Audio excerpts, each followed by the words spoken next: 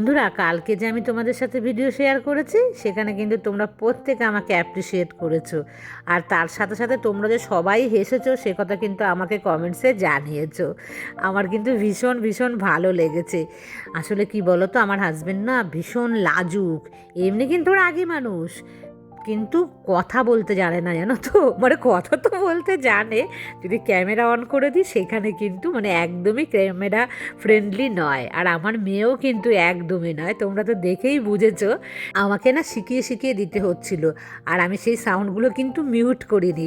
তা আমি ভেবেছি আমার বন্ধুরা তো আমাকে মানে আমি যেমন তেমনই পছন্দ করে, তো আমি সেগুলো একটুখানি শোনাই যে আমি কিভাবে শেখাচ্ছি। কারণ কি বলো তো, যদি মুখটা গোমড়া করে রাখে, আসলে কিন্তু গোমড়া না, যদি ধরো একটু মুখটা ভারী হয়ে থাকে তাহলে দেখতে তো সেটা ভালো লাগবে না। সেই জন্য বলেছি হাসবে। তো এগুলো কি বলতো, শুধু মজা করা। আর তোমরা জানো না বন্ধুরা, আমি ভীষণ মজা করতে ভালোবাসি, কথা বেশি বলি তো। খুব হাসতে ভালোবাসি, সব সময় মন খুলে হাসতে কিন্তু আমি ভীষণই ভালোবাসি।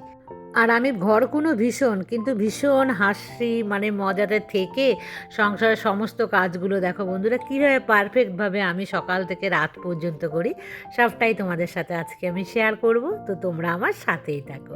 শুভ সকাল বন্ধুরা, আশা করছি তোমরা সবাই খুব ভালো আছো, আর আমিও বেশ ভালোই আছি। আর একটা সুন্দর সকাল আমার সমস্ত মিষ্টি মিষ্টি বন্ধুদেরকে সাথে নিয়ে শুরু করছি আজকের আরেকটি নতুন ব্লগ। আর সকালবেলা ঘুম থেকে উঠে সে কিন্তু চা চা চা করে আমার মাথাটা খেয়ে নেয়, জানো তো। মানে চা খাবে অল্প, কিন্তু তার যা গতিবিধি সে দেখলে তোমরা বুঝতে পারো, মনে হবে যেন মগে মগে বা গ্লাসে গ্লাসে ভরে ভরে মনে হয় চা খাবে। তা কিন্তু একদমই নয়। আর সে তো উঠে পড়ে সবার আগে ঘুম থেকে, আর রাতে ঘুমোতে যাবে সে সবার পরে। মানে সে হচ্ছে চৌকিদারি বলে না, সেই চৌকিদার। বাড়িতে যে তিনজনা থাকি তার মধ্যে কি বলো তো, আমি হলাম সবার আগে ঘুমিয়ে পড়ি, তারপরে মনে হয় মেয়ে, তারপরে ওর বাবা। একটা রাতে মানে তোমাদের বললে বিশ্বাস করবে না যে ঘুমোতে যাচ্ছি আমি, আমি তো সবার আগে ঘুমিয়ে পড়ি। সে কখন আসলো ঘুমোতে আমি কিন্তু জানি না। পরদিন সকালবেলা বলে ওই তো রাত 1টার সময় এসেছি, ওই তো 12:30টায় এসেছি। আর আমার তো তখন মধ্যরাত, মানে আমি তখন চোখ খুলে দেখার মতন ক্ষমতা আমার নেই। আর দেখো বিছানাটা তুলছিলাম, সাথে সাথে মাছওয়ালা কিন্তু হাঁক দিয়েছে। দৌড়ে নিচে আসলাম, মাছ আছে একটা ছোট মাছ। তো ভাবলাম যে দেখি যদি কোনো জ্যান্ত মাছ পাই, মেয়েটাকে তো জ্যান্ত মাছ বেশি খাওয়াতে মানে পারছি না, তো ভেবেছি যে দেখি যাই হোক বাটা পোনা কি কাতলা মাছের বাচ্চা এই সমস্ত মাছে কিন্তু পেয়েছি ওনার কাছে। তো উনি বলছে যে আমি কেটে দিচ্ছি, আপনি নেন। তাও দেখো 1 কিলো মাছ দিয়েছে। আমি বললাম অতটা দিতে হবে না, অল্প দেন। আর এই দেখো চুটকি রানী বসে আছে, আর এটা হচ্ছে চুটকি রানীর কিন্তু নতুন বয়ফ্রেন্ড। বয়ফ্রেন্ড কিন্তু ওর থেকে অনেকটাই ছোট। আর বন্ধুরা এই দেখো একটা গলি মাছ কেটে দিয়েছে। এই গলিটা হচ্ছে আমার যে কিচেন আছে না, কিচেনের পেছনে, মানে এটা হচ্ছে আমার বাড়ি আর পাঁচিলটার মাঝখানে দেখো একটু জায়গা আছে, তো এখান দিয়েও কিন্তু যাতায়াত করা যায়। পেছন দিয়ে গিয়ে আমি এইখানটায় জানো তো এরকম চুটকির জন্য কিন্তু নিয়ে আসি। সেটা তো আর তোমাদের ক্যামেরায় করি না, যেহেতু এক বন্ধু আমাকে বলেছিল, তো আজ ক্যামেরা করে দেখাচ্ছি। আর চুটকি রানীর কত জোর আমার বাড়িতে, দেখো কত কাটা, দেখো ও একা খাচ্ছে। আর ওটা হচ্ছে ওর বোনের ছেলে, কিন্তু বলবো একদিন এই কাহিনীটার, বোনের ছেলে কি করে হলো। সে কিন্তু ভয় পায় খেতে, কারণ চুটকির জোর আমার বাড়িতে বেশি, তো তাই কিন্তু সেই বেশি বেশি খাচ্ছে। আর সর্ষে শাক এনেছিল আগের দিন, সর্ষে শাক আমার হাজব্যান্ড খেতে ভীষণ ভালোবাসে, তো সেই শাকটাকেই কিন্তু আমি এখন বেছে নেব। আর হেনা কাজ করছে নিচে। আর এই দেখো বন্ধুরা সর্ষের শাককে আমি কোথায় চেয়ারে বসে, কিন্তু আমি কিন্তু তোমরা দেখো নিচেই করি, যেহেতু কোমর ঝুঁকিয়ে কাজ করতে বারণ করেছে, তো চেষ্টা করছি অল্প অল্প কিন্তু কোমর ঝুঁকিয়ে কাজ না করতে। আর হেনার জন্য তো একটু কেক রেখে দিয়েছিলাম, হেনার কাজ হয়ে গেছে, তো আমি কিন্তু এখন ওকে দিয়েছি। আর হেনার সঙ্গে আমার বন্ধুত্বটা খুব বেশি, তোমরা কিন্তু সবাই জানো।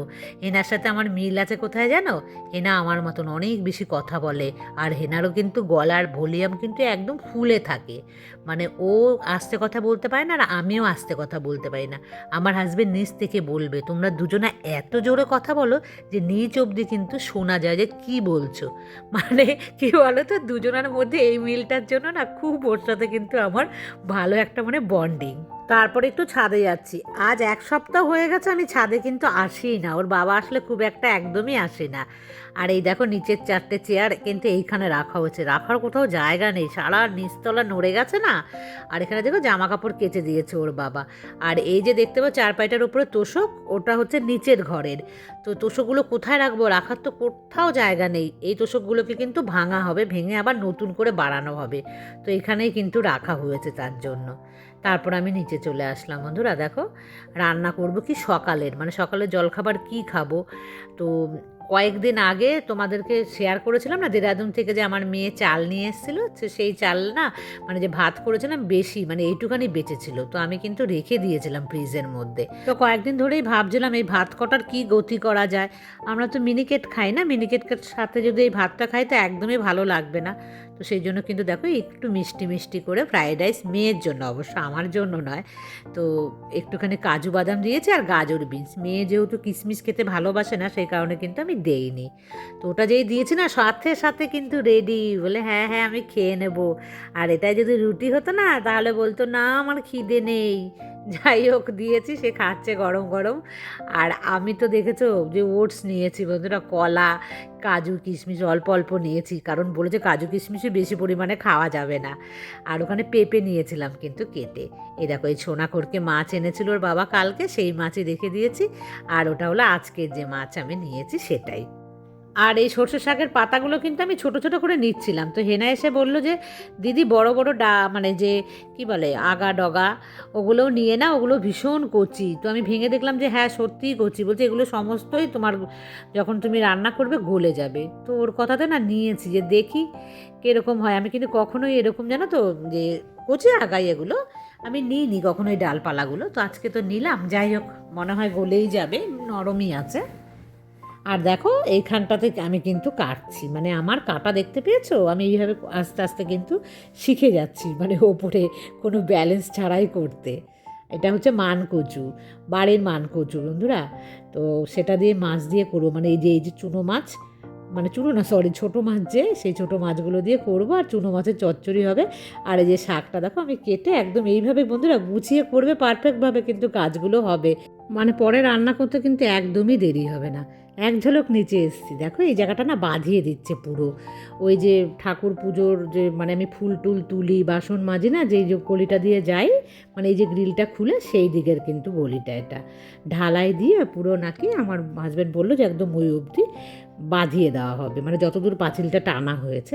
তাহলে কী হবে বলো তো, বেশ এখানে নোংরা হবে না, গাছপালা হয়ে যেত, আমারও ঝাড়ু দিতে বিরক্ত লাগতো, আবার হেনারও লাগতো। তো এখন কিন্তু অনেক সুবিধা হবে। আর তুলসী মঞ্চটা খেয়াল করেছো কি বন্ধুরা, ওটাকে কিন্তু একটা পাঁচিলের উপরে তুলে দিয়েছে, যাতে মানে ঝাড়ু দিতে গেলে ঝাড়ু আর ঠেকবে না তুলসী মঞ্চতে, জায়গা কম না সেই কারণে। আর আগে জানো তো তুলসী মঞ্চটা আমার কিন্তু ছাদে ছিল, ঠাকুরঘর তো ওপরে ছিল, তো সেই কারণে ছাদে রাখা হতো। ওখান থেকে নামানোর পর কোথায় রাখবো, জায়গাই নেই আমার বাড়িতে। আর পেছনে একটু জায়গা আছে, পেছনে তো রাখতে নেই নাকি তুলসী মন্দির, সেই কারণে কিন্তু সাইডে রেখেছি। আর এই দেখো আলু দিয়ে দিয়েছি বেশি, কিন্তু আসলে না আজকে সবই শুকনো খাবার হবে। আর এই চুনো মাছের চচ্চড়িটা খেতে কিন্তু ভীষণই ভালো লাগে, তো আলু একটু বেশি মানে দিয়ে দিয়েছি আজকে। যাই হোক বন্ধুরা, আশা করি ভালোই হবে খেতে, কারণ যারা যারা এই মাছটা খাও তারা তারা জানো এই মাছটা খুব টেস্টি। আর তোমাদের ওখানে এই মাছটার কী নাম বলে আমি জানি না, আমাদের এখানে মানে কৃষ্ণনগরে বলে সোনাখোরকে। এই মাছটা কিন্তু মৌরলা মাছ নয়, এটা একটা অন্য মাছ, কি একটা বেশ নাম আরেকজন আমাকে বলেও ছিল, মানে আগের যখন আমি আরেকদিন রান্না করেছিলাম সেই সময়, আমি ভুলে গেছি সেই নামটা। যেহেতু এখানে নামটা সোনাখোরকে বলে, তো এটা নামটাই কিন্তু আমার মনে আছে। এই যে বাটা মাছ দেখতে পাচ্ছ ছোট ছোট, আর হচ্ছে 2 টুকরো মাথা আছে, সেটা দিয়ে কিন্তু এই মানকচুটা রান্না করব। এই মানকচুটাকে না সেদ্ধ করেছে আর খুব ভালোভাবে, জানো তো আমি ভেজে কিন্তু নিয়েছি, তারপরেও গললো না কেন জানি। এখানকার মান তো খুব ভালো আমার এখানে জানো তো, তবে এই মানটা কিন্তু গললো না। আমি ভাজাটা করার পর কিন্তু একটা মুখে দিয়ে দেখলাম যে গলা চুলকবে কিনা। তবে বন্ধুরা তোমরা কি জানো যাদের এরকম ব্যথা বা না মনে বলে না যে মানে বাতের ব্যথা, তাদের জন্য কিন্তু মানকচু খাওয়া বারণ। কচু খেলে নাকি সেটা বাড়ে, তো সেই কারণে কিন্তু আমি খাবো না, আমি বানাচ্ছি ওদের বাবা মেয়ে খাওয়ার জন্য। তবে একটু আমি টেস্ট করে দেখেছি একটা, যে গলা চুলকোয় কিনা, দেখলাম যে না, গলা কিন্তু চুলকোয় নেই, তবে কিন্তু নরম হয়নি একদমই। আর বন্ধুরা, যারা যারা আমাকে কমেন্টস করতো সবাই কিন্তু আমাকে কমেন্টস করছো না। তার মধ্যে যে রূপালী, তারপরে হচ্ছে শ্রাবণী, তোমাদের কি খবর, তারপরে বাংলাদেশ থেকেও আমাকে দু একজনা করতে, তারাও আমাকে কিন্তু সবাই করছো না আমাকে কমেন্টস। কি হলো তোমাদের, তোমরা কি সবাই ব্যস্ত হয়ে পড়লে? আর হচ্ছে ডালিয়াও আছো তার মধ্যে, ডালিয়ার হাজব্যান্ড সেই সৌদি আরব থেকে না কোথা থেকে আসবে বললো, তারপরে তো তার আর কোনো খবর নেই। আমার ব্লগ কি আর দেখছে না?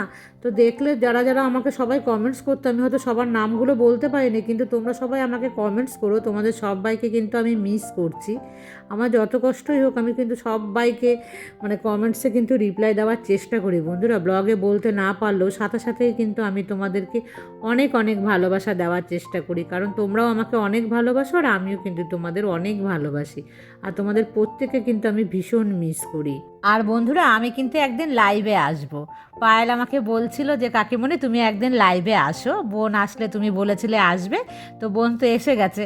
হ্যাঁ, আমি খুব তাড়াতাড়ি কিন্তু আসবো লাইভে। তো কবে আসলে ভালো হয় আর কোন টাইমটাতে আসলে ভালো হয় তোমরা কিন্তু কমেন্টস করে আমাকে অবশ্যই জানিও, কারণ আমি এক সপ্তাহের মধ্যেই কিন্তু লাইভে আসব। প্রথমবার একবার এসেছিলাম, আর এই আসলে কিন্তু দ্বিতীয়বার হবে। তাই তাড়াতাড়ি তোমরা আমাকে কমেন্টস করো কোন টাইমটাতে আসলে, বেশিরভাগ যাদের সঙ্গে টাইমে মিলে যাবে আমি কিন্তু অবশ্যই সেই টাইমটাতে আমি আসার চেষ্টা করব লাইভে।